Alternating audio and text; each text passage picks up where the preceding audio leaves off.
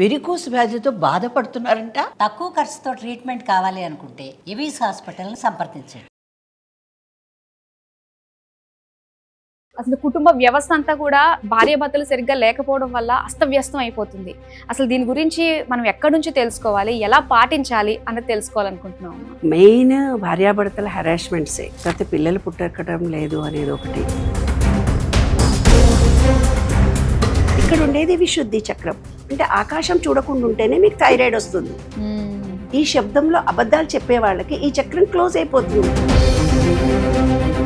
భార్య చెప్పిన మాట వినకుండా ఎలాగో ప్రవర్తిస్తుంది అంటే ఈ మూడిటి మీద ఆధారపడి ఉంటుంది. అంటే దాన్ని కరెక్ట్ చేసుకోలేమో మనం.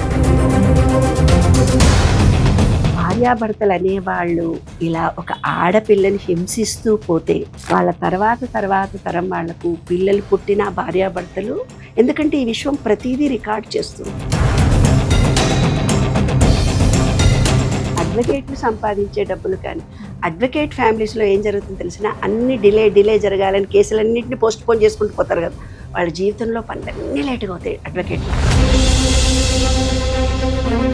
ఏదైతే అక్రమంగా సంపాదించారో ఆ ఆస్తిని ఎవరు అనుభవిస్తున్నారో, ఆ అనుభవాలను మీరు ఎలా పొందారో మీకు కూడా అన్ని పనులు లేట్ అవుతాయి. ఎక్కడెక్కడో ఉండదు, ఈ విశ్వం అంతా మనలోనే ఉంది. మామూలుగా కదా, అసలు ఒకేసారి నిజం కదా అనిపించేటట్టుగా ఉంది. అటు గ్రహాలను చూసుకున్నా, దాంతో పాటు మొత్తం అసలు విశ్వమే పంచభూతాలతో మనము విశ్వం, అన్ని మనమే, శక్తి మనమే.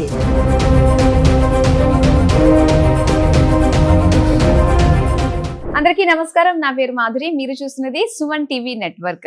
విశ్వం కనుసన్నలోనే ప్రతి ఒక్క మనిషి మనుగడ ఉంటుంది, దాన్ని అనుసరించే మన జీవితం ఉంటుంది. ఆ విశ్వాన్ని నియమాలు మనం తెలుసుకుని అది పాటించినట్లయితేనే మన జీవితం సక్సెస్ఫుల్ గా ఉంటుంది అని చెప్పేసి ఎంతో మంది పెద్దవాళ్ళు చెప్తూ ఉన్నారు.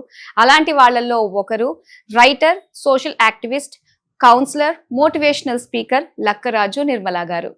నమస్కారం అమ్మా. నమస్తే అమ్మ. నిజంగా విశ్వ నియమాలకి సంబంధించి చాలా మంది అడుగుతూ ఉన్నారు, అసలు ఆ నియమాలు ఏంటి, మాకు తెలియవు. కానీ అవన్నీ కూడా మన జీవితంలో ఒకటిగా చాలా మంది పాటిస్తూ వస్తున్నాము.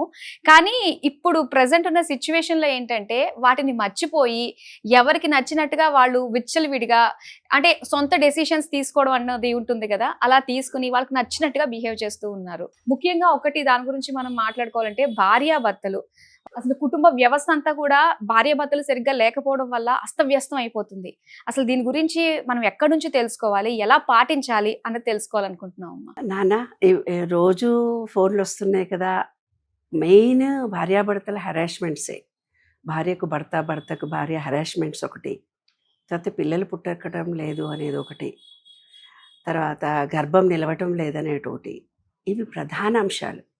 ఈ విశ్వ నియమాలను నేను రీసెర్చ్ చేస్తూ పోతున్నప్పుడు ముఖ్యంగా నాకు అర్థమైంది ఏంటంటే, ఈ విశ్వం నుంచి మనం డిటాచ్మెంట్గా బ్రతుకుతున్నాం. అసలైన సబ్జెక్టు మిస్ యూ, ఆ సబ్జెక్టును మనం మిస్ చేసుకున్నాం.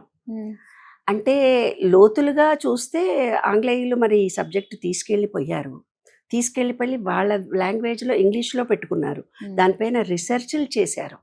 కానీ మన దాంట్లో ఆ చిన్న పార్ట్ మన వేదాల్లో, భగవద్గీతలో ఉన్నాయి. అవి కూడా, ఆ సబ్జెక్టు కూడా ఉంది, కానీ ఎస్టాబ్లిష్ జరగలేదు. ఆ సబ్జెక్టు అంతరంగా ఉండిపోయింది. అది మాయనో మంత్రమో మరి మన ప్రాప్తమో నాకు తెలియదు. కానీ ఒక్కటమ్మా, ఇక్కడ మనకి ఏదన్నా కూడా పొరుగింటి పుల్లకూర రుచి అంటారు. అసలైంది ఆరిజిన్ మన భారతదేశంలో ఉండి పక్క దేశానికి వెళ్ళి వాళ్ళు రీసెర్చ్లు చేసి ఇది మాది అని బయటకు వస్తుంటే అప్పుడు ఫాలో అవుతున్నా. ఇప్పుడు అట్రాక్షన్ ఆఫ్ లా అదే కదమ్మా, అది రోజు అట్రాక్షన్ ఆఫ్ లా మీద వేల యూట్యూబ్లు, ట్రైనింగులు. అసలు డబ్బుని ఎలా సంపాదించుకోవాలి ఈజీగా మేనిఫెస్టేషన్ చెయ్యండి అయిపోతుంది. అవును, అంత ఈజీ కాదు నాన్న, అనుకున్నంత ఈజీ కాదు అది. ఏదైనా కోరిక మనకు ఫలించాలి అని అంటే దానికి విశ్వంలో 12 సూత్రాలు ఉన్నాయి. ఈ 12 సూత్రాల మీద నేను చేసిందే రీసెర్చ్. ఇది రీసెర్చ్ చేసి నేను తెలుసుకోవడానికి నాకు 12 సంవత్సరాలు పట్టింది. అబ్బా, 12, 13, 14 తెలియదమ్మా. చిన్నప్పటి నుంచి నాలో ఏర్పడ్డటువంటి బీజము అన్వేషణ అని. అసలు జీవితం అంటే ఏమిటి, ఎందుకు ముందుకెళ్తోంది, ఏమిటి, కొన్నే పబ్లిష్డ్గా చాలా ఉత్తమోత్తమంగా ఉంటాయి.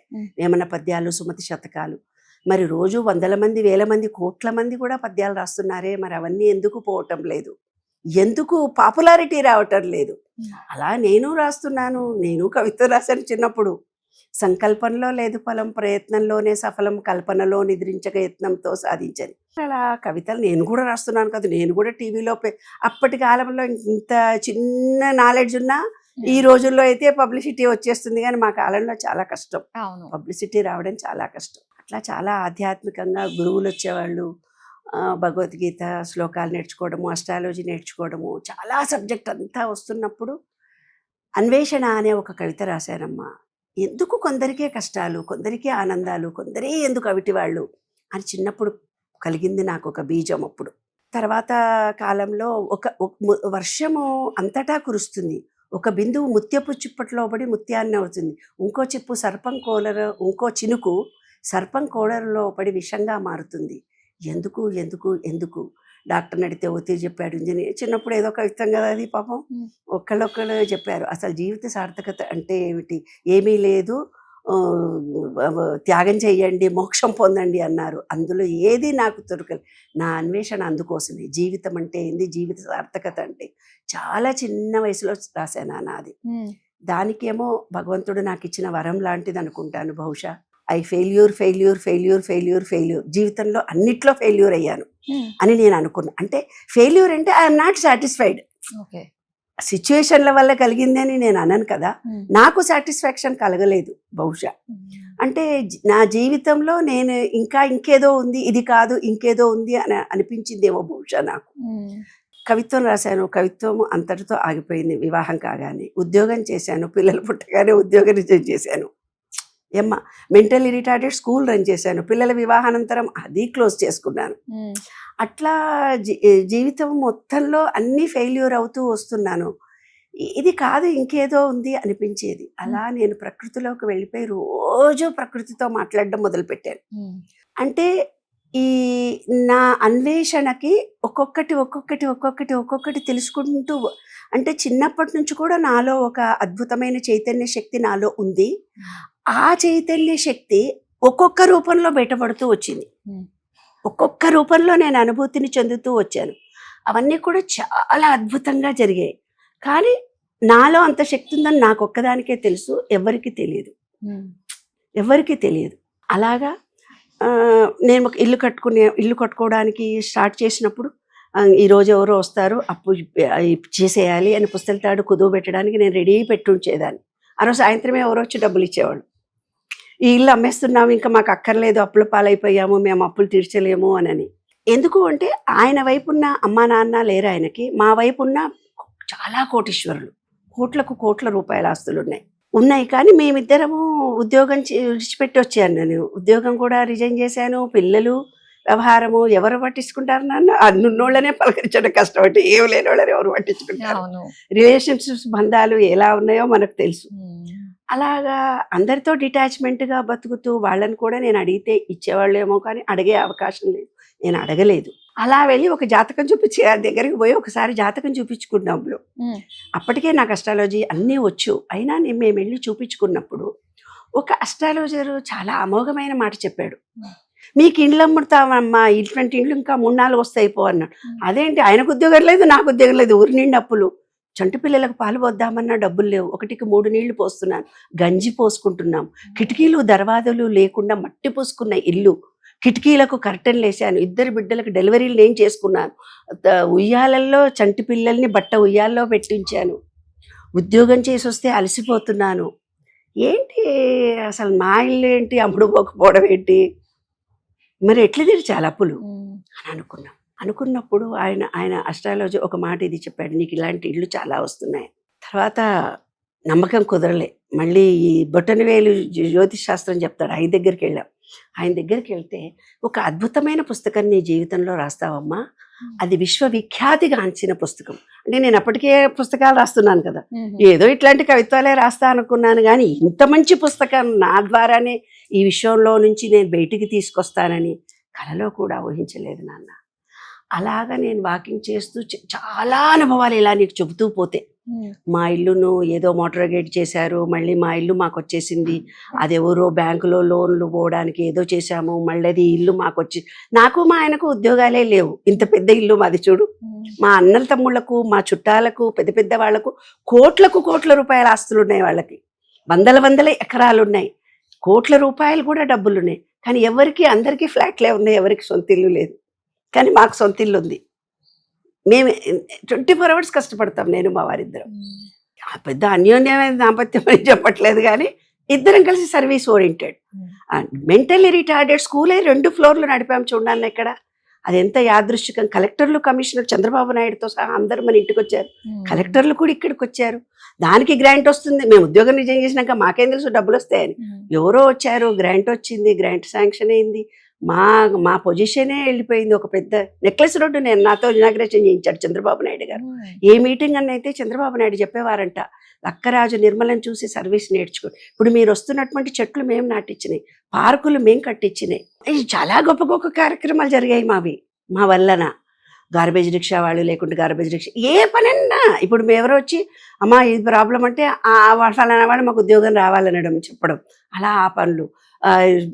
పార్కులు కట్టించేసాము, స్ట్రీట్ నేమ్ అంతా చేసేసాం. పొలిటికల్గా ఈమె చాలా గొప్ప అని పేరు వచ్చింది. నిజానికి నాకు పాలిటిక్స్ అంటే తెలియదు, సర్వీస్ ఓరియంటెడే తప్ప పాలిటిక్స్ మనకు తెలియదు. అందరు బయట అనుకునేది వేరు, మా జీవితం మా ఇంటర్నల్ ఫీలింగ్స్ మాకు వేరనమాట. అయితే అందరు అనుకున్నారు ఈమె పొలిటికల్గా చాలా గొప్ప వ్యక్తి అయిపోతుంది, కానీ రాలేదు. ఎందుకంటే నాకు మా పిల్లలు, మా ఇల్లు, మా స్కూలు, దాని వరకు మాత్రమే పరిమితం అయిపోయాను. బయటి ప్రపంచంలో విచ్చలవిడిగా తిరగలిగేంత పల్లెటూరు వాతావరణంలో పుట్టి పెరిగాం కదా, ట్రెడిషనల్ ఫ్యామిలీ కాబట్టి ఇంకా అలా దూసుకుపోయేవి అవన్నీ రాలేదు, నాకు తెలియదు. అదే మీరు అన్నారు కదా, అలాంటి సిచ్యువేషన్ లో ఏమీ లేని టైంలో కూడా మీరు మీ హస్బెండ్ ఒకరికొకరు తోడుగా ఉండి ఇద్దరిది ఒకటే మాట అనుకుని ఒకటే వేలో నడిచారు. ఇలా ఈ రోజుల్లో ఎంతమంది ఉన్నారు అసలు? అదే లోక్ అదాలత్గా మెంబర్గా ఉన్నప్పుడు అక్కడికి వచ్చే కేసెస్ కూడా నాతో చేయించేవాళ్ళు, జడ్జీలు పిలిచి అమ్మాయిలారా. మామిడాకులు ప్రోగ్రామ్ మా టీవీలో మేము ఇనాగ్రేషన్ చేశాము నాన్న, బతుకు జట్కా పండి వెంకటేశ్వర రెడ్డి గారు నేను ఇనాగ్రేషన్ చేశాం టీవీలో. అట్లాగా కౌన్సిలింగ్లో 45 years ఎక్స్పీరియన్స్. భార్యాభర్తలంటే ఏమిటి, కానీ నేను విశ్వంలోకి వెళ్ళి అటాచ్మెంట్ కుదుర్చుకున్న తర్వాత ఈ విశ్వంతో నేను మాట్లాడడం మొదలు పెట్టేశాను. అంటే విశ్వం ఇప్పుడు నాతో అంటే మీకు ఒక ఫోన్ నెంబర్ తెలిస్తే డయల్ చేసుకొని మాట్లాడతారు కదా, అలాగా నేను నా మనసు, నేను నా ప్రవర్తనలో ఎలా ప్యూరిఫై చేసుకోవాలో అది యాదృష్టికంగా జరిగిపోయింది. ఇప్పుడు విశ్వ నియమాలు మొత్తం నాకు తెలిసిపోయాయి. ఈ విశ్వ నియమాల్లో మీరు ఒక ఫోన్ నెంబర్ డయల్ చేసి విశ్వానికి కాంటాక్ట్ అవుతాము అంటే మీ చుట్టాలకి ఎవరికో ఫోన్ చేయాలి, మీరు ఫోన్ చేస్తారు. అలా కాదు, నేను విశ్వంలోకి వెళ్ళిపోయి వర్షం పడొద్దు అంటే పడదు. నాకు ఏం కావాలో ఆ విశ్వం నాకు ఇచ్చేస్తుంది నేను అడగగానే, నా మనసు తెలుసుకొని. యూఎస్లో నేను వాకింగ్ చేస్తూ పోతుంటే మా అల్లుడు అన్నాడు, వద్దంటే అక్కడికి వెళ్ళొద్దు అని అన్నాడు. కానీ అక్కడ రెండవరు అబ్బా బాగుంది, ఇట్లా గ్రీనరీ ఉండాలి, మాకు తార్నకాలో ఉస్మానియా యూనివర్సిటీ ఇచ్చి గ్రీనరీలో నడుస్తాను, నేను కాలనీలో నడవను, నాకు ప్రకృతి కావాలి అన్నాను. నెక్స్ట్ డే బోర్డు పెట్టారు అక్కడ, this is only walkable, 1 year దాకా రోడ్డు రిపేర్లో ఉందని వాకింగ్ చేస్తూ వెళ్ళేదాన్ని. అక్కడ కూడా అక్కడ వాకింగ్ చేస్తూ 1 kilometer నడిచి నేను రేపటి నుంచి రాను, నాకు బ్యాక్ పెయిన్ ఉంది, నేను అక్కడ ఓయూలో అయితే కొంచెం దూరం వెళ్ళి వాకింగ్ చేసి కూర్చుంటాను, నేను రాను అని విశ్వంతో చెప్పేశాను. నెక్స్ట్ డే ఎవరో కుర్చీ వేశారు అక్కడ. ఆ పుస్తకంలో నేను అందరికీ విజన్ కూడా చూపించాను. అమెరికా పర్యటన పుస్తకంలో ఒక కుర్చీలో నేను కూర్చుని ఫోటోతో సహా చూపించాను. అక్కడ ఉన్న యూఎస్లో మా పిల్లలందరికీ కూడా పుస్తకంలో పర్యటనలో దాంట్లో నా అనుభవాలన్నీ రాశాను. అక్కడ 2-3 వేల కేసులు నేను సాల్వ్ చేశాను. ఇప్పుడు మీరు అడిగిన ప్రశ్ననే, అంటే విశ్వంతో కనెక్షన్ పెంచుకున్నాను. ఏం మాట్లాడినా నాకు విశ్వం నుంచి ఆన్సర్ వచ్చేస్తుంది. అంటే ఇప్పుడు మన చుట్టాలకు ఫోన్ చేసి నువ్వు చెప్పుకున్నట్టుగా ఈ విశ్వంలో నేను, నాలో విశ్వము, ఈ 12 laws పూర్తిగా ఆచరించడం మూలంగానే, ఈ విశ్వవ్యాప్తం చెయ్యడం మూలంగానే మీరు ఏ ప్రశ్న అడిగినా ఆ ప్రశ్నకి విశ్వంలో నుంచి, నేను చైతన్య శక్తి నుంచి నాకు తెలిసిన ప్రతి ఆన్సర్ ఇస్తున్నా. ఇప్పుడు మనం మొట్టమొదటగా మాట్లాడుకుంటున్నది భార్యాభర్తల అనుబంధం గురించి నాన్న. విశ్వము నియమాలలో ముఖ్యమైనటువంటి అంశం ఏమిటంటే పంచభూతాలు. అంటే మన శరీరంలో పంచభూతాలు ఉన్నాయి, విశ్వంలో పంచభూతాలు. విశ్వం అనే దాంట్లో కోటానుకోట్ల విశ్వరూప సందర్శనలో మీకు చెప్తాడు ఆయన. కానీ విశ్వం అంటే మనకు సైంటిఫిక్గా తెలిసింది ఏంటి? పంచభూతాలు. భూమి, నీరు, సూర్యుడు, ఆకాశము, నిప్పు. భూమి, ఇవే కదా, నీరు, నిప్పు, గాలి, అంతే కదా. మన బాడీ కూడా ఈ మెటల్స్ తోటే తయారవుతుంది. అవును. మన మూలాధారము భూమి అన్నారు. ఆ రోజుల్లో సంస్కృతం కాబట్టి సంస్కృతం పేరు టర్మినాలజీ పెట్టారు. ఇప్పుడు మీరేం టర్మినాలజీతో మాట్లాడుతున్నారు? వైఫై, ఆఫై, ఈఫై, ఇంటర్నెట్, ఇవేవో చెప్తున్నారు కదా. ఆ రోజు సంస్కృతం ఉంది కాబట్టి మూలాధారము అన్నారు భూమిని. దానిపైన ఉండే వాటర్ మన బాడీలో, దాన్ని స్వాధిష్టాన చక్రము అన్నారు, వాటర్ ఎలిమినేట్ పాయింట్ని.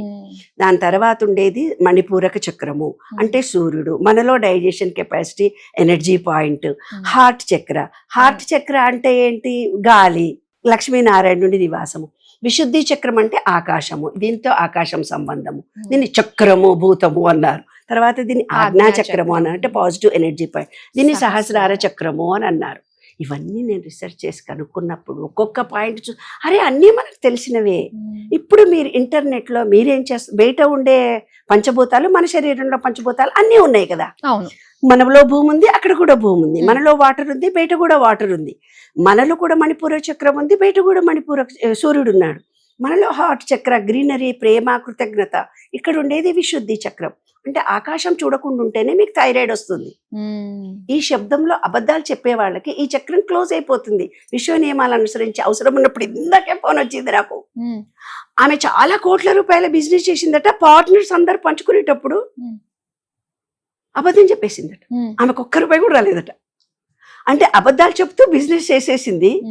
తీరా తనకు డబ్బులు వచ్చే టైంలో ఆ చిన్న అబద్ధం చెప్పడం మూలంగా ఆమెకు తెలియకుండా పలికిందంట. ఆ విశుద్ధి చక్రం అట్లా చేస్తుంది. మీరేమనుకుంటారు? ఎవరో చేస్తారు, మమ్మల్ని ఎవరో మోసం చేశారు. ఇప్పుడు మనుషులము, మనమందరం అనుభవిస్తున్నవి అన్నీ కూడా మనం చేసుకున్నవే, మనం ఆలోచించినవే, మనము పొందినవే మనం రిటర్న్ పొందుతున్నాం. అంటే నిత్య జీవితంలో మనం చేస్తున్న పనులు, చూస్తున్నవి, చేస్తున్నవి, తెలుసుకుంటున్నవి, మన అనుభవాలు అన్ని రాంగ్. ఈ 12 నియమాలను అనుసరించి టోటల్ గా మనము విరుద్ధ భావాల చేత మనం బ్రతుకుతున్నాం బంగారు తల్లి. అది రహస్యం. ఇప్పుడు భార్యాభర్తల గొడవలోకి వచ్చేద్దాం మనం. First point. దానికి ముందు ఈ ఎపిసోడ్ చూస్తేనే మనం నెక్స్ట్ చేసే ఎపిసోడ్స్ అర్థమవుతాయి, లేకపోతే ఎపిసోడ్స్ అర్థం కావు. ఇక్కడ ఒక పాయింట్ నేను చెప్పబోతున్నాను, చాలా జాగ్రత్తగా వినండి. ఇక్కడ ఉండేది పాయింట్ ఏమిటిది? ఆజ్ఞాచక్రము. ఆజ్ఞాచక్రము అనేది ఏమిటిదంటే, ఒక సెల్ ఫోన్ ఉంది కదా, ఈ సెల్ ఫోన్ లో చిప్. మీరు ఏమంటావు? ఈ సెల్ ఫోన్ మారగానే 30% ఉంటాయి ఆంటీ, ఇంతకు పూర్వంవి 30% ఈ చిప్పులో ఉంటాయి, మిగతావన్నీ డిలీట్ అయిపోతాయి అంటావు కదా. అలా ఈ ఆజ్ఞాచక్రంలో ఈ ఆత్మ అన్నారు, బయట ఉండేది పరమాత్మ అన్నారు. ఆత్మ అనే పాజిటివ్ ఎనర్జీ పాయింట్ ఇది ఆజ్ఞాచక్రం అంటే. ఈ పాజిటివ్ ఎనర్జీ పాయింట్లో ఏమన్నాయి? నీకు 30% ఏమొచ్చినాయి? పాతవి, నీ పూర్వ జన్మలో ఎవరినైతే నువ్వు నమ్మావో, ఎవరినైతే నమ్మకాలు, విశ్వాసాలు నీకు వచ్చాయో, ఎవరైతే నీవు ఏవైతే ఇచ్చావో ఈ విశ్వానికి, అవన్నీ రికార్డెడ్ కదా. అవును, అవన్నీ అందులో ఉంటాయి. అన్ని ఉండవు. చేసినటువంటి బ్యాంకు బ్యాలెన్స్ ఏవో అయితే కొన్ని ఉంటాయో, కొన్ని ఉంటాయి. అది మంచైనా కావచ్చు, చెడైనా అని కొన్ని కర్మలు అని అంటారు అన్నమాట. అవి కొన్ని ఉంటాయి దాంట్లో. ఇంకోటి ఏంటి తెలిసిన, ఇవాళ కులాలు కులాలు కులాలు కులాలు, మేము ఈ కులం రాజకీయంగా చేసుకొని కొట్లాడుకుంటున్నారు. ఈ విశ్వం తయారైనప్పుడు 4 భాగాలుగా జీన్స్, అవి జీన్స్ ఏం చేశారు? ఫస్ట్ భగవంతుడు ఇచ్చినటువంటి ఈ విశ్వం తయారైనప్పుడు మనిషి పుట్టుక ఎలాగా తయారైందో, జీవం ఎలా తయారైందో, ప్రాణి ఎలా తయారైందో, జీన్స్ కూడా అలాగే తయారయ్యాయి. ఒక జీన్స్ ఏంటి? హార్డ్ వర్క్ చేయడము, కష్టపడి పనిచేసే జీన్స్ తయారు చేశారు. రెండో జీన్స్ ఏం చేశారు? వ్యాపారం చేసే, అంటే దాంట్లోనే వ్యవసాయం వచ్చేస్తుంది, హార్డ్ వర్క్ లోనే వ్యవసాయం వచ్చేస్తుంది. వ్యవసాయము హార్డ్ వర్క్ అంటే వ్యవసాయమే, మనకు ఫుడ్ కావాలి కదా అని. రెండవది వ్యాపారం చేసుకోవాలి. మనం పంట పండించాం, హార్డ్ వర్క్ చేసాము, ఏదో వ్యాపారం చేసాం. దీనికి ఏంటి? వ్యాపారం చేసుకొని డబ్బులు ఎనర్జీ చేసుకునేది ఒకటి వచ్చింది. ఫస్ట్ హార్డ్ వర్క్, తర్వాత బిజినెస్ చేసుకొని డబ్బు మూడవది ఏమొచ్చింది? నిన్ను నీవు రక్షించుకోవాలి. అంటే ఈ సృష్టిలో మొత్తము చిన్న పుట్టుక నుంచి వన్నెస్ అనేది ఉంటుంది, అంటే ఏకత్వం కలిగి ఉన్నాం చివరి దాకా. అంటే మన మనుషుల దాకా అందరము ఒకరినొకరు, చిన్న చేపను పెద్ద చేప తింటే పెద్ద చేపను బెస్తోడు తింటాడని పూర్వం అన్నారు. అది అన్నమాట సీక్రెట్. ఏంటి? నిన్ను నీవు రక్షించుకునేది. యుద్ధంలో చేసేవాళ్ళు మన వాళ్ళందరూ అట్లాంటి జీన్స్ ఇచ్చాడనమాట. అంటే మిలిటరీలో జాయిన్ అవుతారనమాట వాళ్ళంతా. దేశం కోసం పాటుపడతారు, హార్డ్ వర్క్ చేసి రక్షణ వ్యవస్థ అన్నమాట. తర్వాత ఇంకోటి జ్ఞానము అని, అంటే కొన్ని జీన్స్ని ఎలా ఇచ్చాడంటే సబ్జెక్ట్. అందుకే మన వాళ్ళు సైంటిస్టులు అయ్యారు, కొంతమంది ఐఏఎస్ ఆఫీసర్లు అవుతారు. ఇప్పుడు రాజ్యాన్ని వెళ్ళే జీన్స్, ఏవో ఒక రకమైన జీన్స్, ఇలా 4 జీన్స్ ఆ రోజుల్లో ఇప్పుడు శరీరంలో పార్టులు భూతాలు పెట్టినట్టుగా ఏవో పేర్లు పెట్టారు తల్లి. నేను ఆ పేర్లు పలకను, నాకు పలకడం కూడా ఇష్టం లేదు బంగారు తల్లి. విశ్వం మొత్తం 4 జీన్స్గా తయారైపోయింది. ఆ జీన్స్ ఇప్పుడు ఈ 30% నీకు ఎక్కడి నుంచి వచ్చింది? నీ చిప్పులో 30% నీ పాతవి, వ్యక్తిగతంగా నీ పాతవి 30% వచ్చాయి. ఒక 30% జీన్స్ వస్తాయి. నువ్వు కార్పెంటర్ వంశంలో పుట్టావా, లేదు యుద్ధం చేసుకునే సైంటిస్టుల వంశంలో నుంచి పుట్టావా, రాజకీయ వంశంలో నుంచి పుట్టావా, జ్ఞానం ఉండే వంశంలో ఐఏఎస్ ఆఫీసర్స్ టీచర్స్ వంశంలో నుంచి పుట్టావా, హార్డ్ వర్క్ చేసే వాళ్ళ నుంచి. మెకానిజం ఎలా వస్తుంది నాన్న? ఒక చిన్న ఇనుప ముక్కను, బంగారం ముక్కను ఇన్ని రకాలుగా తయారు చేశారంటే ఎంత గొప్ప ఇంజనీరింగ్ నాన్న. వాళ్ళకి అది బై బర్తే వచ్చింది. ఇవాళ మనం ఇంజనీరింగ్ కోర్సులు, ఆ కోర్సులు, హార్డ్ వర్క్ కోర్సులు, నెట్వర్క్ కోర్సులు అని ఇన్ని కోర్సులు పెట్టి నేర్పిస్తున్నామే. కానీ కొంతమందికి జీన్స్ ద్వారానే వచ్చాయి. ఇన్ని గుళ్ళు కట్టారు, ఇన్ని గోపురాలు కట్టారు, ఎనర్జీ లెవెల్స్ అన్ని ఒక చోట దాచిపెట్టారు. అక్కడికి వెళ్తే మనకి ఎనర్జీ లెవెల్స్ వస్తున్నాయి. ఇవంతా టెక్నాలజీ, ఇవన్నీ జీన్స్ ద్వారా వచ్చినవే అమ్మా, అర్థమైందా? అలా జీన్స్ నుంచి 30% వస్తుంది ఈ పాజిటివ్ ఎనర్జీ. ఆత్మ అనే చిప్కి 30% నీవి, 30% ఈ జీన్స్ ద్వారా వచ్చింది. ఇంకో 30% ఎక్కడి నుంచి వస్తుంది? ఒకళ్ళు కాశీలో పెరుగుతారు, అక్కడ నార్త్ ఎక్కడో పెరుగుతారు, కొందరు కరీంనగర్లో పెరుగుతారు, కొందరు యుఎస్లో పెరుగుతారు, కొందరు ఇంకెక్కడో జపాన్లో పెరుగుతారు, కొందరు ఎక్కడో ఇంకెక్కడెక్కడో దేశాల్లో. వాళ్ళు పెరిగినటువంటి వాతావరణంలో కొన్ని రకాలైన ఆహారము, ఆచార వ్యవహారాలు, కొన్ని నమ్మకాలు, కొన్ని విశ్వాసాలు ఏర్పడతాయి పుట్టినప్పుడే. మనకి ఏ లొకాలిటీలో పెంచుతున్నావా పిల్లల్ని, మంచి లొకాలిటీలో పెంచకపోయావా? ఆమె అంతా యూఎస్లో వెళ్ళొచ్చు, ఆమెంతా నార్త్లో పుట్టింది, ఆమె రోటీనే తింటుంది, ఆమె వ్యవహారమే వేరే. మనం నిత్య జీవితంలో మన ఫ్రెండ్స్ గురించి కూడా ఎన్నో మాటలు మాట్లాడుకుంటాం కదా. అలాగా జీన్స్ నుంచి వచ్చింది 30%. ఇలా మాట్లాడుతూ పోతుంటే నీలాంటి జర్నలిస్ట్ అమ్మాయి, ఒక అమ్మాయి వచ్చి, మేడం ఇంకో 10% ఎక్కడి నుంచి వచ్చింది? టీవీ చూస్తుండగా, మూలంగా యూట్యూబ్ చూస్తుండగా, ఫేస్బుక్ చూస్తుండగా, డైలీ పేపర్ చదువుతుండగా, నిత్య జీవితంలో మనం చూసేవి, అనుభవించే వాటి వల్ల 10%. ఒక వ్యక్తి ఏ విషయంలోనైనా రియాక్ట్ అయ్యి, హస్బెండ్ కొట్టాడు నిన్ను, ఒక పిల్లగాడు నీ మాట వినటం లేదు, భార్య చెప్పిన మాట వినకుండా ఎలాగో ప్రవర్తిస్తుంది అంటే ఈ 3 మీద ఆధారపడి ఉంటుంది. అంటే దాన్ని కరెక్ట్ చేసుకోలేమో మనం? 100% చేసుకోవచ్చు. అవే కదా విశ్వ నియమాలు. ఓకే, ఈ విశ్వ నియమాలు రెక్టిఫై చేసుకునేవే. అదే సబ్జెక్ట్ మీద కదా నేను చేసింది. ఒకటి వ్యక్తిగతంగా వాళ్ళు పుట్టినటువంటి బిహేవియరు, ఒకటి వాళ్ళ జీన్స్ ద్వారా వచ్చినటువంటివి, మూడవది మీరు పెరిగినటువంటి లొకాలిటీలో ఆ నమ్మకాలు, విశ్వాసాలు. ఏమే వరలక్ష్మి పూజ చేస్తుంటే, మాకు వరలక్ష్మి పూజ ఉండదు, ఒక ఫోటో పెట్టుకుంటాం. ఏమే వినాయక చవితి చేస్తావా అని అంటే, కాదు మేము ఫోటోకి చేసుకుంటాం, మాకు వినాయకుడు విగ్రహారాధన ఉండదు అంటున్నాం. ఒక్కొక్క ప్రాంతంలో, ఒక్కొక్క దేశంలో, ఒక్కొక్క రాజ్యంలో వాళ్ళ నమ్మకాలు, వాళ్ళ విశ్వాసాలు, వాళ్ళు ఏర్పరచుకున్న భావాలు ఉన్నాయి ఇవన్నీ. కాబట్టి ఈ 4 ఉన్నాయి. ఈ 4లో ఒక కేసు నాకు నిన్న వచ్చింది. అమ్మా, నాకు మేము ఏం పని చేసినా చెల్లదు, ఏం పని చేసినా కూడా మాకు చాలా ఇబ్బంది కలుగుతుంది. ఒక కొడుకుకేమో కొడుకు చచ్చిపోయాడు, ఒక ఆమెనేమో 2వ కొడుకుకేమో కొడలు చచ్చిపోయింది, ఇంకో పిల్లగానికేమో పిల్లలు పుట్టినరు, ఆ పిల్లలు చెప్పిన మాట విన్నరు, కాలిరిగిపోయింది ఆడికి. అసలు మా ఇల్లంతా నా మామకేమో పక్షవాతం వచ్చింది, నా మొగుడేమో నన్ను విడిచిపెట్టి వెళ్ళిపోయాడు. నువ్వు ఏ ఆస్తి అనుభవిస్తున్నావు అని అడిగా నేను. మా మామగారు ఆస్తి అని. మీ మామగారు ఏం పని చేశారమ్మా అని అడిగాను. కళ్ళు దుకాణం ఉంది మాకు అని. కళ్ళు దుకాణంతో నువ్వు సంపాదించి ఇంత ఆస్తిని కొన్నావు, ఆస్తిని సంపాదించావు. అది అనుభవించే పిల్లలు ఎలాంటి వాళ్ళు? ఆ కళ్ళు తాగిన వాళ్ళు మొత్తం ఊర్లో వేల మంది. పెండ్లాలు ఇంటికి పోగానే బండబూతులు తిట్టు, ఏం దొంగ ముండా కొడుకురా, ఆ షాప్ పెట్టిన ముండా కొడుకు ఏమైపోతాడో ఏమో, వాడు ఏం చేస్తాడో ఏమో, ఎట్లా చేస్తాడో ఏమో, వాడి ఊర్లో పెట్టిండ్రు ఆ కళ్ళు దుకాణము, ఇంతమంది ఫ్యామిలీస్ నాశనం అయిపోతున్నారు అని శాపించారు కదా. అవన్నీ విశ్వంలో రికార్డ్ అయిపోతాయి నాన్న.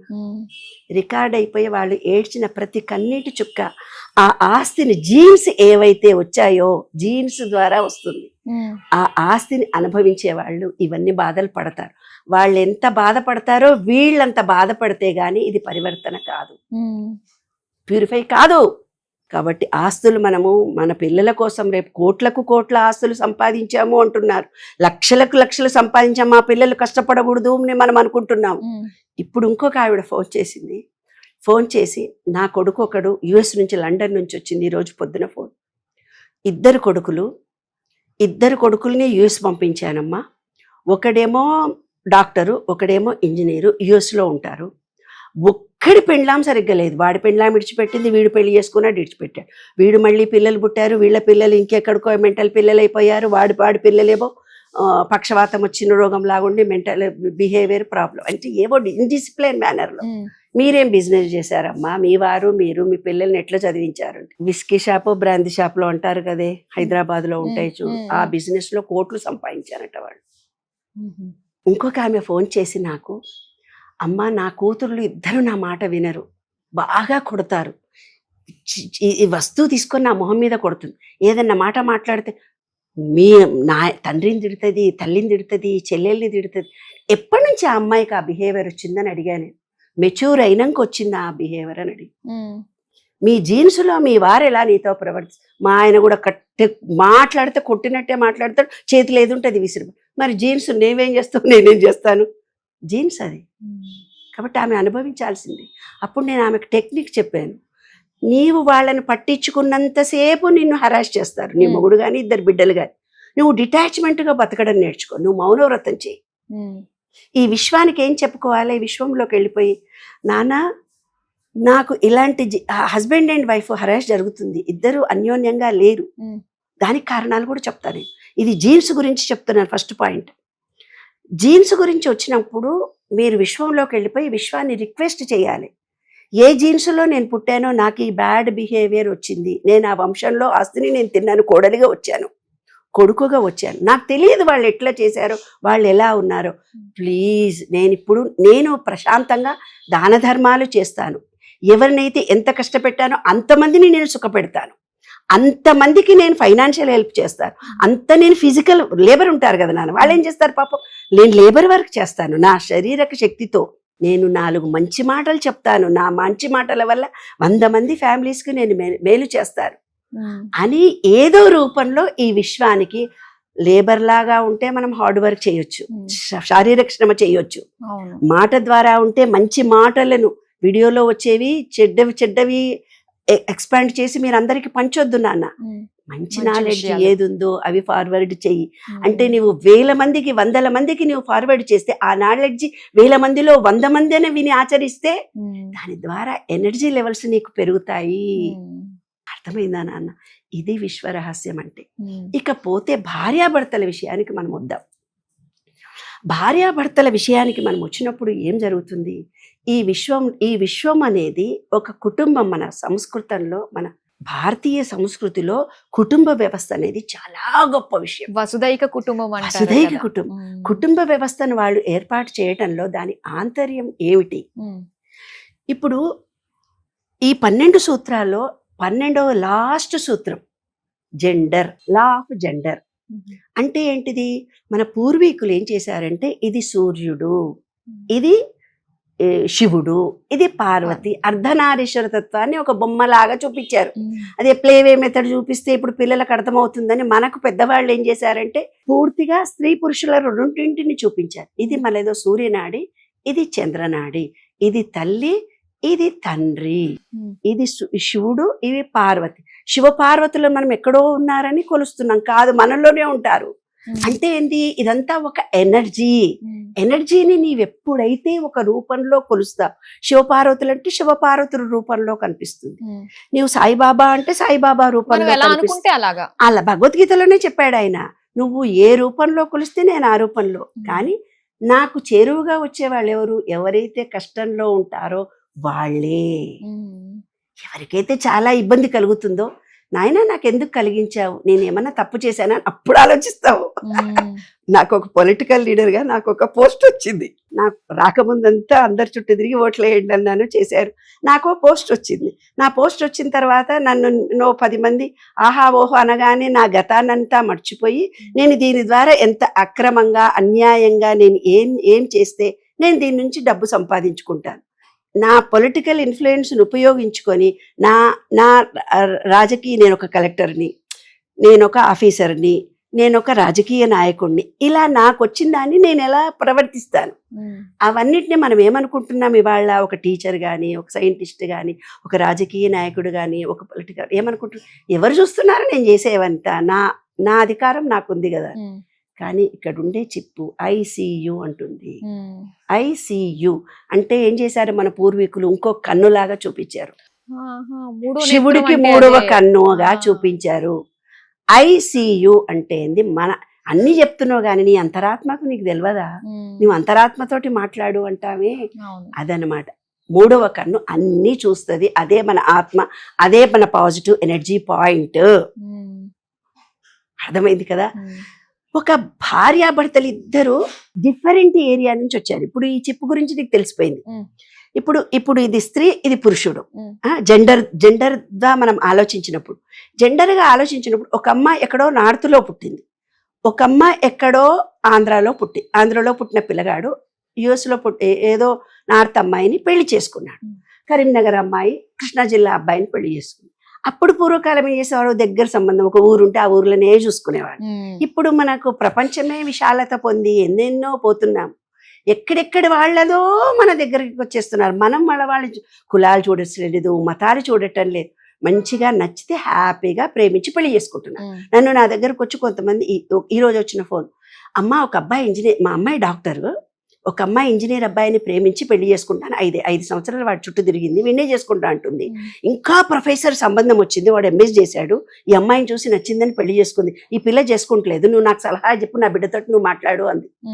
ప్రేమలు అనేవి ఒక వ్యక్తిని చూసి నచ్చినప్పుడు అవి బంధాలు ఉంటేనే ఆ వ్యక్తికి కుదురుతుంది. ప్రేమించి పెళ్లి చేసుకోవడం కూడా ఒక శాస్త్రమే. జాతకాలు చూసి పెళ్లి చేసుకోగన్నప్పుడు ఎలా కలుస్తాయో, ప్రేమించి పెళ్లి చేసుకున్నప్పుడు కూడా చక్కటి అన్యోన్యం కలుస్తుంది. అదే విశ్వ నియమము. ఎప్పుడైతే నీ సొంత మేనమామనే పెళ్లి చేసుకుంది ఒక అమ్మాయి, వద్దనుకున్నారు, చాలా బీద ఫ్యామిలీ పిల్ల, ఆయనకు లండన్లో ఉద్యోగం, లండన్ ఇచ్చి పెళ్లి చేస్తే ఈ పిల్ల బాగుపడుతుంది కదా అనుకున్నారు. 3 ఆడపిల్లలు, పెనుగొండ దగ్గర ఒక చిన్న పల్లెటూరు, 3 ఆడపిల్లలు ఉంటే అతనికిచ్చి పెళ్లి చేస్తామని ఒప్పుకున్నారు. అతను మేనబావ అవుతాడు కదా, మేనబావ అయితే చేసుకోను అని అన్నాడంట. చేసుకోను అనుకొని చాలా రోజులు గొడవపడ్డ తర్వాత, మళ్ళీ వచ్చిన తర్వాత ఒక 2 ఏళ్లకో 3 ఏళ్లకో ఒప్పుకున్న తర్వాత, నేను ఒప్పుకుని చేసుకుంటా అన్నాడంట. చేసుకుంటా అని మళ్ళీ 3 ఏళ్ళు ఆగాడంట.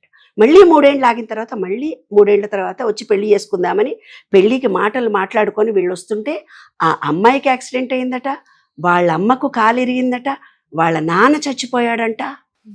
ఇన్ని జరిగినా మేనరికం పెద్ద పిల్లకి చేస్తే గానీ ఈ పిల్లలిద్దరికి పెళ్లి చేస్తుంది, వాళ్ళ దగ్గర డబ్బులు లేవు. అయితే ఆ మేనమామ వాళ్లే వచ్చి వీళ్లకు ముగ్గురిని హాస్పిటల్లో చూసి, వీళ్ళకి చేతులు బాగా లేనప్పుడు, ఈ పెళ్లి కూతురికి చేతులు ఫ్రాక్చర్ అయినప్పుడే పెళ్లి చేసేసారంట. పెళ్లి జరిపించుకున్నారు, 1 నెలలోనో 6 నెలల్లోనో 3 నెలల్లోనో పెళ్లి అయిపోయిందంట. పెళ్లి అయిపోయిన తర్వాత ఆ అమ్మాయిని తీసుకెళ్ళాలి కదా, నేను తర్వాత తీసుకెళ్తా అన్నాడంట. అని ఎప్పుడో 2 ఏళ్లకు ఫస్ట్ తీసుకెళ్లాల్సిన ఈయననుంటే వాళ్ళ అమ్మమ్మను తాతయ్యను అమ్మను మాత్రమే తీసుకెళ్లిపోయిందట, పెళ్ళాన్ని తీసుకపోలే. ఈ పిల్లకి పెళ్ళయింది, ఇక్కడే ఉంది, చదువుకోవాలనుకుంటుంది, చదువుకోలేదు. చదువుకుందామంటే ఇద్దరు బిడ్డల పెళ్ళిళ్ళు కావాలి. ఇంకా తన చెల్లెళ్ల గురించి తను పడ్డ బాధ కూడా ఒక్కరోజు కూడా ఫోన్ చేసేవాడు కాదు, తల్లికి చెప్పలేదంట, చెల్లెళ్ళకు కూడా చెప్పుకోలేదు. అతను ఆస్ట్రేలియాను లండను తీసుకెళ్ళిపోయిందంట. తీసుకెళ్ళిపోయిన తర్వాత 6 ఏళ్ళు 4 ఏళ్ళు ఆ అమ్మాయిని శరీరం అంతా వెళ్ళేట్లా అని వదిలిపెట్టేవాడంట, కానీ ఒక్కరోజు సెక్స్ చేయలేదంట. ఆ అమ్మాయి అనుకుందంట ఈయనకు మొగతనం లేదేమో అనుకుందంట.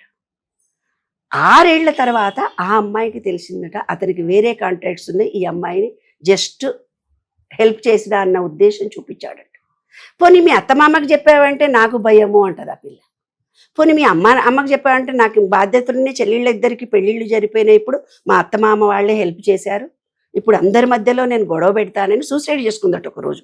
అయ్యో. విషం తినేసి భర్తకు చెప్పిందంట, యుఎస్లో చెప్పేసిందంట, నేను ఇన్ని టాబ్లెట్లు వేసుకున్నాను అని. అప్పుడు డాక్టర్లు అన్నారంట ఇంకా లోపలికి పోలేదని బయటికి తీసేసి, నువ్వు అన్ని డ్రామాలు ఆడతావంటాడంట రోజు. ఇప్పుడు కూడా ఆమెను, నీవన్నీ డ్రామాలు ఆడుతావు, చచ్చిపోతాను డ్రామా ఆడి, ఎంత డ్రామా ఆడావు, నన్ను ఎంత హింస పెట్టి పోలీస్ స్టేషన్లో కేసు పెట్టించావు నాతోటి, నువ్వు డ్రామా ఆడతావంట కానీ 6 పరంగా రావట్టి. నాకు పిల్లలంటే ఇష్టం, మా ఆయన నాతో ఎలా కలుస్తాడమ్మా అని నాకు ఫోన్ చేస్తాడు. చెప్పమ్మా ఇప్పుడు భార్యాభర్తలు అనేవాళ్ళు ఇలా ఒక ఆడపిల్లని హింసిస్తూ పోతే వాళ్ళ తర్వాత తరం వాళ్లకు పిల్లలు పుట్టిన భార్యాభర్తలు, ఎందుకంటే ఈ విశ్వం ప్రతిదీ రికార్డ్ చేస్తుంది. ఒక భార్యను చాలా హింసించాడు ఒక ఆయన ఇలాగే. హింసించిన తర్వాత ఒక ఆడపిల్ల పుట్టింది, 2 ఆడపిల్లలు పుట్టారు. వాళ్లకు పెళ్ళిళ్ళు అవుతాయి. పెళ్ళిళ్ళు అయిపోయిన తర్వాత భర్త హరాజ్ చేస్తున్నారని నా దగ్గరకు వచ్చి కౌన్సిలింగ్కి వస్తారు. అమ్మ హరాజ్ చేస్తున్నాడు, నేను అపురూపంగా పెంచాను నా బిడ్డని అని. ఎందుకు హరాజ్ చేస్తున్నాడని భార్యను కూడా పిలిచి అడుగుతారు. వాళ్ళ అత్తమ్మ వాళ్ళ చిన్న కూతుర్ని ముగ్గురిని కూడా పిలిచి అడుగుతారు. ఆ అమ్మాయి తల్లి చెప్పిన విషయం ఏంటో తెలిసిన, నా మగుడు కూడా పెళ్ళైనాక కొట్టేవాడు, తిట్టేవాడు, అరిచేవాడు. బాగా డబ్బున్న ఫ్యామిలీ, మేము బీదవాళ్ళము, ఈ ప్రపంచంలో బయటికి వెళ్తే నాకు సెక్యూరిటీ లేదు కదమ్మా. మా ఆయన కొట్లకు ప్రతిసారి వచ్చి పళ్ళ పుట్టన కొట్టేవాడు. మా చెల్లెలు చూడు అట్లా చేస్తుంది, మా అమ్మ చూడు అట్లా చేస్తుంది, నీ ఉన్నవి ఎందుకే అని పట్టన కొట్టేవాడట. కొట్టినా కూడా మన కుటుంబ వ్యవస్థ పడి ఉండమని చెప్పింది ఆ రోజు. గడప దాటి ఆడది తన బాధలు బయట చెప్పుకోకూడదని చెప్పింది. అలా మనం సంసారాలు ఎన్నింటినో నిలబెట్టుకున్నాం, అవునా? కానీ వ్యవస్థలో ఏం జరిగింది, ఎవ్వరు చూడలేదు, కుటుంబ వ్యవస్థ లోపలనే ఉందని నీవు అనుకున్నావు. అప్పుడు తెల్ల చీర కట్టుకున్న వాళ్ళు ఉద్యమాలు తయారైపోయి తలలు బోడులైనా తలపులు బోడున చిలం లాంటి వాళ్ళు ఎన్నో ఉద్యమాలు చేశారు మనం. కానీ ఇక్కడ ఏం జరుగుతుందంటే, ఈ ఐసీయూ అనేది ఎవరైతే ఉన్నారో ఆ భార్యను పిలిచి నేను అడగగానే ఒక మాట చెప్పింది, మా ఆయన నన్ను ఇట్లా సతాయిస్తున్నాడంటే. అప్పుడు ఆ తల్లికు ఆ భర్తని, నా దగ్గరకు వచ్చి కంప్లైంట్ చేసిన తండ్రిని, ఆ 2 పిల్లల్ని, ఇప్పుడు నీ భార్యని నువ్వు ఎంత మెంటల్గా హెరాస్ చేసావో అంత మెంటల్ హెరాస్ నువ్వు పడాలి. అదే విశ్వ నియమం. తన కూతురికి బాధ కలిగితే అతను అనుభవించాలి. లేదు ఫిజికల్ గా భార్యనో భర్తని హింసిస్తుంది ఒక భార్య ఫిజికల్ గా అతన్ని, అంత రోగంతో ఆమెకు ఒక రోగం వచ్చి ఇంత బాధని ఆమె అనుభవించాలి. ఉమెన్ అయినా అంతే. లేదు ప్రెగ్నెన్సీ వచ్చింది, ఒక కడుపు తీసేసుకుంది, ఆమెకు మళ్ళీ పిల్లలు పుట్టేటప్పటికి లోపలికి పిండం పోయి 3 నెలలకు 2 నెలలకు బయటకు వచ్చేస్తుంది. ప్రెగ్నెన్సీ రాదు ఆమెకి, తల్లితనాన్ని కోల్పోతుంది ఆమె. ఇవే విశ్వరహస్యాలు. అంటే ఏంటి, మనము ఏమైతే చేస్తామో వాటిని కంప్లీట్ సర్కిల్లో మనం అనుభవిస్తే కానీ 7 తరాల్లో 7 జన్మలు ఆస్తిని అనుభవిస్తావా, జీన్స్ని అనుభవిస్తున్నావా, నీవు చేసింది దివా ఐసీయూ. కాబట్టి ప్రతిదీ విశ్వంలో రికార్డ్ అయిపోతుంది. అంటే ఎవరో చూడరు, మన సబ్ కాన్షియస్ మైండే అలా రికార్డ్ చేసి పెట్టుకుంటుంది. అది అనుభవిస్తే గానీ మనకు మోక్షం రాదు. ఇప్పుడు అలానే మరి ఇప్పుడు భార్యాభర్తల ఎగ్జాంపుల్స్ మీరు చాలా చెప్పారు, ఇంకా చాలా కొల్లలు ఉన్నాయి. మరి అసలు వాళ్ళిద్దరూ ఒక తాటి మీద నిలబడాలి, ఒకటే మాట మీద ఇద్దరు వెళ్ళాలి, కుటుంబ వ్యవస్థ బాగుండాలి అన్నప్పుడు ఎలాంటివి సూత్రాలు వాళ్ళు పాటించాలంటారు? క్లుప్తంగా మీరు ఏం చెప్పగలుగుతారు? అయితే 3 విషయాలు ఉంటాయమ్మా ఇక్కడ. మనలో ప్రాణశక్తి ఒకటి ఉంది, విశ్వం నుంచి తీసుకుంటాం, మనలో బ్రీతింగ్ ప్రాణశక్తి, భావోద్వేగం, మనలో కొన్ని ఎమోషన్స్ ఉంటాయి. ఈ విశ్వం మీద పూర్తి నమ్మకం, విశ్వాసం ఉండాలి. ఈ ఎనర్జీ లెవెల్స్ మారుతూ ఉంటాయి అనేది. అంటే నేను ఏది కోరితే అది తప్పకుండా అవుతుంది, ఈ విశ్వం నాకు ఇస్తుంది అని టోటల్ బిల్. పూజలు చేసినా కానీ దేవుడు ఇస్తాడో ఇయ్యడో అన్నీ చెప్పాను ఒక అమ్మాయికి, ఇట్లా ఉండాలి. మళ్ళీ అంటుంది నాకు వస్తాయా మేడం అని అన్నది. నేను ఇస్తాను అంటే నువ్వు వద్దు అన్నావు కదా, అయిపోయి రికార్డ్ అయిపోతుంది. నమ్మకం ఉండాలి అది. కాబట్టి ఆశీస్సులు ఇవ్వు అని దండం పెట్టగానే నీవు అనుకున్న కోరికలు నెరవేరుతాయిపో అంటాం మనం. పెద్దవాళ్ళ ఆశీస్సు అది కరెక్ట్గా అవుతుంది. కాబట్టి ఎవరైతే ఏదైనా ఇస్తే, కొంతమంది ఏం చేస్తారు, వద్దు వద్దు వద్దు వద్దు అనుకుంటూ వెళ్ళిపోతారు. ఈ విషయం అనుకుంటుంది ఓహో వీళ్ళకి ఏది వద్దనుకొని అవకాశాలను కూడా మిస్ చేసి ఇవ్వదు. ఇంకొకళ్ళు ఏం చేస్తారు, నీకు అయిపోతుంది పో పిల్లలు పుడతారంటే, ఆ డాక్టర్ అట్లే అందుగా నిజంగా పుడతారా అని అమ్మాయిలు ఇంటర్నల్ గా పుట్టారు. ఆమెకి నిజంగా ఆమె డాక్టర్ గా తను ఆ అమ్మాయికి ఫెసిలిటీస్, పిల్లలు పుట్టడానికి ఎన్ని కావాలనో అన్నీ చేసింది. ఆమెదేం తప్పు కాదు. భార్యాభర్తలు ఇద్దరు ఎలా ఉండాలో ఆ తల్లి తండ్రి కూడా వాళ్లకు హెల్ప్ చేసి చెప్పారు. కానీ ఈమెలో విశ్వాసం లేదు, థాట్ ఫీలింగ్ లో నిజంగా. ఎందుకు, ఆమె పూర్వజన్మలో అందరితో మోసపోయింది కాబట్టి ఎవరేం చెప్పినా నమ్మదు, అన్ని తప్పుగానే అనుకుంటుంది, అందరు తనను తక్కువ చేసిందని అనుకుంటుంది. ఆ ఫీలింగ్ ఆమెలో ఉన్నన్ని రోజులు ఆమె జీవితం బాగుపడదు. సరే, ఇప్పుడు ఏం చేసినా ఏం చేయాలనుకున్నా నమ్మకంగా మనము చెయ్యాలి, నమ్మకంగా అడగాలి అడగాలి. ఇంకొకటి ఇది విశ్వం. అంటే సంకల్ప శక్తి గట్టిగా ఉండాలి. ఏదైతే మనకు సంకల్పం కలిగిందో ఆ సంకల్పం అంటే డాక్టర్ల దగ్గర పోయి చూపించుకున్నావు, ఇట్లా మనకు విశ్వ నియమాలు లాంటివి నీలో తెలిసినాయి, పరివర్తన కలిగింది, ఓహో ఇలాంటివి నేను తప్పులు చేశాను, పిండం కొంచెం వచ్చి మళ్ళీ వెళ్ళిపోతుంది నా దగ్గర నుంచి, కాబట్టి నేను యాక్సెప్ట్ చేస్తున్నానని నీలో పడ్డ బీజానికి యాక్సెప్టెన్స్ చేయాలి, నమ్మకం కలగాలి. దానికి తగినట్టుగా భూమిలో కాళ్ళు పెట్టుకొని భూతత్వం కరెక్ట్గా ఉండాలి. నీకు స్వాధిష్టాన చక్రం 72% వాటర్ ఉండాలి. విశ్వంలో వాటర్ ఉన్నట్టుగానే ఆ వాటర్లో కొంచెం డెన్సిటీ తక్కువైపోయినా నీరంతా పోయింది, బిడ్డకు ఊపిరాడలేదు అందుకే చచ్చిపోయింది అంటారు కదా. వాటర్ కరెక్ట్గా ఉండాలి. సూర్యరశ్మి కిరణాలు ఆ బిడ్డకు తగిలేటట్టుగా, తల్లి సూర్యరశ్మి కిరణాలు తగిలేటట్టుగా ఆవిడ కనీసం కొన్ని రోజులైనా సూర్యరశ్మి కిరణాల్లో ఉండాలి. ఎవరైతే బెడ్ రెస్ట్లోనే ఉండాలి, నువ్వు కదలొద్దు అన్న వాళ్ళకి స్కిన్ ఎలర్జీలు వస్తాయి వాళ్ళ పిల్లలకి. ఎందుకంటే సూర్యరశ్మి కిరణాలు తగలలేదు ఆ లోపలున్న బేబీకి తల్లి ద్వారా, అందుకని వాళ్ళకు ఎలర్జీలు వస్తాయి. దాని తర్వాత అనాహత చక్ర విశ్వంలో ఉండే గాలిని సంపూర్ణంగా పీల్చుకోవాలి. ఆమె అందరినీ మనసారా ప్రేమించాలి. అప్పుడు తన కడుపులో పడ్డ పిండము ఓహో యాక్సెప్ట్ చేస్తుంది, ఓహో నాకు ఈమె నిజమైన ప్రేమ కలిగిన మనిషి అని యాక్సెప్ట్ చేసి పిండం ఉంటుంది, లేకపోతే పిండం వెళ్ళిపోతుంది, పుట్టదు. బిడ్డ పుట్టినా ఈ తల్లి తనను డిటెక్ట్ చేస్తుంది, తనను పట్టించుకోవటం లేదు అని అనుకున్నప్పుడు మెంటలీ రిటార్డ్ అయిపోతారు. ఆటిజం క్యారెక్టర్స్ వస్తాయి పిల్లలకి. వాళ్ళ 7 years లోపల వాళ్ళ సబ్ కాన్షియస్ మైండ్ పెరుగుతుంది. అప్పుడు ఈ అమ్మా నాన్న నీతో ఎలా మాట్లాడారు, ఎలా చేశారు అవే రికార్డ్ అయిపోతాయి. కాబట్టి నీరు కరెక్ట్గా ఉండాలి, సూర్యుడు కరెక్ట్గా ఉండాలి, థాట్ ఫీలింగ్ కరెక్ట్గా ఉండాలి, ఆకాశంలో రోజు కనీసం ఆకాశాన్ని చూస్తూ ఉండాలి. ఈ విశ్వంలో బయట గ్రీనరీలో తను ఉండాలి, తన పిల్లలు ఉండాలి, తన భర్త ఉండాలి. అంటే అటాచ్మెంట్ ఈ పంచభూతాలతో మన శరీరం పంచభూతాలు అటాచ్మెంట్గా ఉండి నీకు ఏదైతే జీన్స్ ద్వారా వచ్చిందో, కర్మ ద్వారా వచ్చిందో, ఆర్థికమైన ప్రాబ్లం వచ్చిందో, భార్యాభర్తల ప్రాబ్లం వచ్చిందో, అనారోగ్యం ప్రాబ్లం వచ్చిందో, దాన్ని ఈ విశ్వంలోకి వెళ్ళిపోయి దాని పరికర్మలు లాంటివి చేసుకొని సారీ సారీ సారీ అనుకోవాలి. అలా అనుకున్నప్పుడు ఇప్పుడు నిన్ను రోడ్డు మీద కొట్టి ఇబ్బంది కలిగించాడు ఒక భర్త, లేదు ఒక పార్ట్నర్ బిజినెస్ చేశాడు, ఒక ఆఫీస్ బాస్ ఉన్నాడు, మనని తిట్టారు.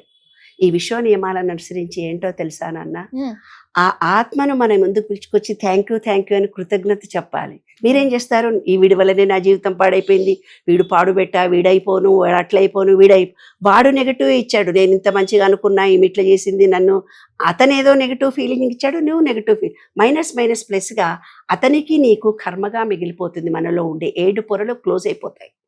కాబట్టి ఇప్పుడు మనకి ఎవరైనా కష్టంలో ఉన్నవాళ్ళు ఫోన్ చేస్తే ఫస్ట్ ఎవరైతే నిన్ను అవమానించారో, తిట్టారో, సారీ థ్యాంక్ యూ, నాలో అహంకారం పోయింది అనుకుంటే ఇంకో బాస్ దగ్గర పోయి ఉద్యోగం చేస్తే వాడు నిన్ను తిట్టడు, ఇంకో భర్తను పెళ్లి చేసుకుంటే వాడు నిన్ను ఇడిచిపెట్టడు, ఇంకో పార్ట్నర్తో బిజినెస్ చేస్తే వాడు నిన్ను మోసం చెయ్యడు.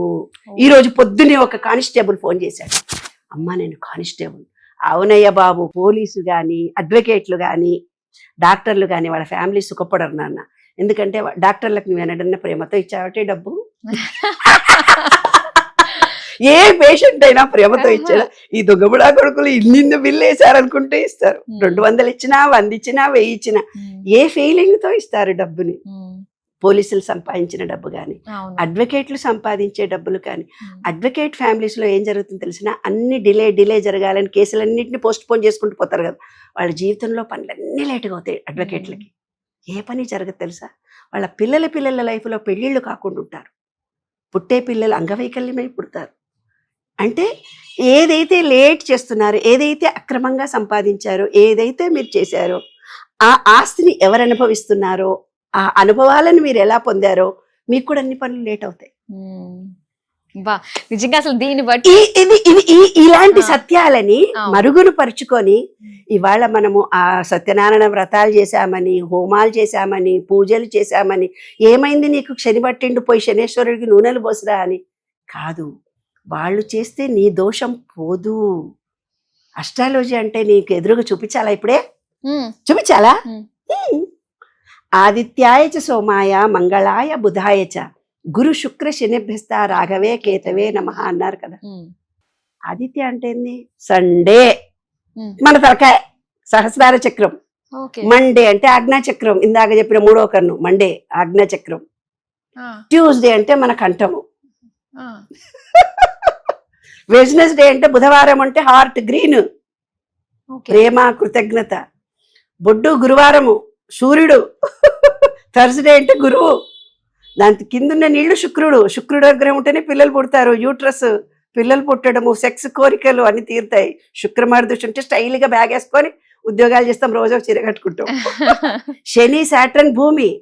ఎక్కడున్న భూమికి నీవు కృతజ్ఞత కలిగి ఉండవో, అద్దెంట్లో ఉంటావో, ఎక్కడో కిరాయికి ఉన్న ఇంట్లోనో, ఎక్కడెక్కడో హాస్టల్స్లో ఎక్కడో ఉండి అన్ని పీకేసి ఇరగొట్టి వస్తే వాళ్ళకి భూమి రాదు, ఇల్లు రాదు. ఎందుకు? భూమికి అక్కడ కృతజ్ఞత చూపించలే, రికార్డెడ్. ఆదిత్య సోమ మంగళ సాటర్డే అయిపోయింది కదా. రాహువే కేతువే నమః అంటే, రాహు అంటే తలకాయ, కంప్యూటర్. ఓన్లీ కంప్యూటరే తలకాయ, దానికి కాళ్ళు లేవు. ఓన్లీ కంప్యూటర్కు బ్రెయిన్ ఉంటుంది అంతే. కేతువు అంటే కాళ్ళు మాత్రమే, మన కాళ్ళే, వేరేవి కావు. నువ్వు పూజ చేసుకుంటే నీ బాడీలో అవి యాక్టివేట్ అవుతాయి. ఆదిత్యాయ సోమాయ అంటే. కేతు అంటే ఏంది? అన్ని ట్రావెలర్ చేస్తూనే ఉంటారు. కేతు దశలో పుట్టిన వాళ్ళు వేరే ఉద్యోగం చేస్తుంటారు, ఇక్కడ నుంచి అక్కడ మారుతారు, అక్కడ నుంచి రోజు అప్ అండ్ డౌన్ చేయాల్సి వస్తుంది. లేదు, కేతు దశ రాగానే మనం కూడా తీర్థయాత్రలు చేస్తాము. అదే ఎక్కడెక్కడో ఉండదు, ఈ విశ్వం అంతా మనలోనే ఉంది. మామూలుగా కదా, అసలు ఒకేసారి నిజం కదా అనిపించేటట్టుగా ఉంది. అటు గ్రహాలను చూసుకున్నా, దాంతో పాటు మొత్తం అసలు విశ్వమే పంచభూతాలతో మనము, విశ్వం అన్ని మనమే, శక్తి మనమే. అయితే విశ్వంలో ఎనర్జీ చాలా ఎక్కువ ఉంది, మనలో ఎనర్జీ చిన్న తక్కువ ఉంది. ఇంకొక చిన్న పాయింట్ చెప్పి క్లోజ్ చేస్తా. ఓకే, ఇప్పుడు సెల్ ఫోన్ మాత్రం ఒకటే. అంటే ఈ ఎనర్జీ పాయింట్ అందరికీ ఒకటే. కానీ పిన్ కావాలి, ఇందాక వచ్చి ఈ పిన్ కావాలన్నావు కదా. నేను మొన్న కారులో పోతే 3 పిన్లు ఉన్నాయి, ఒకటి చిన్నది, ఒకటి పెద్దది, ఒకటి పెద్దది. అట్లా కొంతమంది సిక్కులు ఉంటారు, కొంతమంది క్రిస్టియన్స్ ఉంటారు. ఎన్నో రకాలైన వేదాలు, మంత్రాలు, ఉపనిషత్తులు, నమ్మకాలు, విశ్వాసాలు ఎన్నో ఉంటాయి. సెల్ ఫోన్ మాత్రం ఒకటేగా. అట్లా చిప్పులు వేరే, కానీ ఎనర్జీ, ఎలక్ట్రిసిటీ ఒకటే. అలా విశ్వం మొత్తం పాజిటివ్ ఎనర్జీ ఒకటే. మనం వేరైనా, పిన్నులు వేరైనా, సెల్ ఫోన్ లో ఉండే చిప్పు లాగా మన చిప్పు ఒక్కటే. అదే విశ్వ నియమం. బా, అసలు ఒక్క మాటలో తేల్చేసారు చాలు.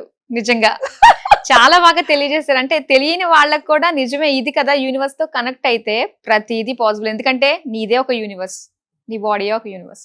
చాలా బాగా తెలియజేశారమ్మా. చాలా వాల్యుబుల్ ఇన్ఫర్మేషన్. ఒక సుదీర్ఘ చర్చ తర్వాత ప్రతి ఒక్కళ్ళకి కూడా ఒక ఐడియా వచ్చి ఉంటుంది, యూనివర్స్ తో ఖచ్చితంగా మనం కనెక్ట్ అయ్యి తీరాల్సిందే. ఎందుకంటే మనం అక్కడ నుంచి వచ్చిన వాళ్ళమే కాబట్టి. చాలా చక్కగా మా అందరికీ తెలియజేసినందుకు ధన్యవాదాలు. Thank you.